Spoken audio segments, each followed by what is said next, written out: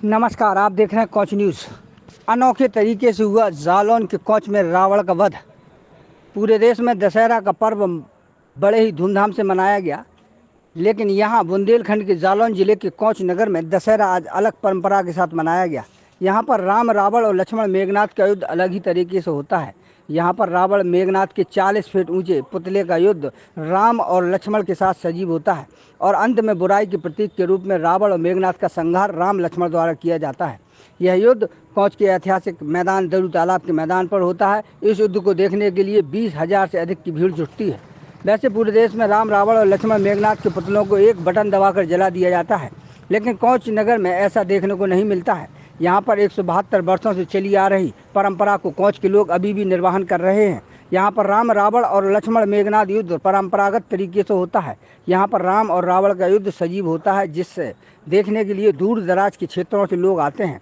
यहाँ रावण और मेघनाथ के 40 फीट से ऊंचे पुतलों को बड़े बड़े पहियों वाले रथ में बांधा जाता है और इन पुतलों को पूरे मैदान में दौड़ाया जाता है, जिनसे युद्ध स्वयं भगवान राम और उनके अनुज भ्राता लक्ष्मण करते हैं।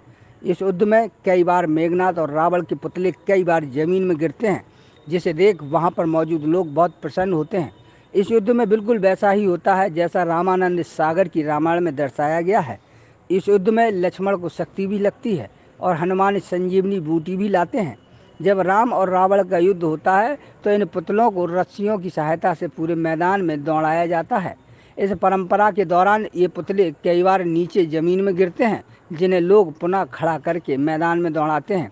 रावण और मेघनाथ के पुतलों को रथों में रखकर दौड़ाने के पीछे लोगों का तर्क है कि बुराई चाहे जितना भी भागे, उसका अंत निश्चित ही होता है। इस तरह का रावण का वध विगत 172 वर्षों से चला आ रहा है।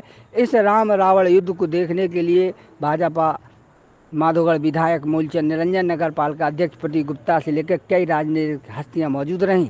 इस मेले में जिलाधिकारी जालौन, एसपी जालौन भी मौजूद रहे। वहीं स्थानीय लोगों का कहना है कि ऐसा युद्ध उन्होंने कहीं नहीं देखा। यह पूरे देश में अनोखा राम, रावण और लक्ष्मण मेघनाथ युद्ध है। देखिए, वास्तव में कोच का जो दशहरा समारोह होता है और कोच में जो रामलीला का आयोजन होता है, मैं समझता हूँ कि इतना प्राचीन रामलीला का आयोजन शायद उत्तर प्रदेश और देश में हो सकता है 2-4 स्थान हो जहाँ होता हो। 172 वर्षों से यहाँ निरंतर रामलीला का विधिवत आयोजन और स्थानीय पात्रों के द्वारा, जो व्यवसायी पात्र नहीं है, जो स्थानीय पात्रों के द्वारा रामलीला निरंतर चल रही है। निश्चित रूप से कोच के और रामलीला समिति के लोग रामलीला के पात्र, सभी बधाई के पात्र हैं, अभिनंदन के पात्र हैं। और यहाँ जो दशहरे का आयोजन होता है, यहाँ जो मेघनाथ वध होता है, रावण का वध होता है, इस प्रकार का आयोजन भी उत्तर प्रदेश में शायद कहीं इन्हीं जिलों में होता हो। तो मैं समझता हूँ एक ऐतिहासिक आयोजन है कोच का, और बुंदेलखंड में ही नहीं बल्कि पूरे उत्तर प्रदेश के अंदर जो आज के दिन भगवान श्री राम ने रावण का वध किया था, रावण लंका पर विजय प्राप्त की थी, वो आयोजन यहाँ बड़े विधिवत रूप से होता है और बड़े हर्षोल्लास के साथ यहाँ के लोग इस आयोजन में सम्मिलित होते हैं। नगर ही नहीं, पूरे क्षेत्र के लोग भी इस आयोजन में सम्मिलित होते हैं। ये कोच की 172 साल पुरानी रामलीला है और यहाँ पर दशहरा की खास बात ये है कि रावण और मेघनाथ के पुतले यहाँ दौड़ा दौड़ा के उनसे युद्ध किया जाता है। बड़ा सजीव चित्रण होता है और ये 172 साल से पुरानी परंपरा चली आ रही है। तो रावण और मेघनाथ के पुतले दौड़ाए जाते हैं।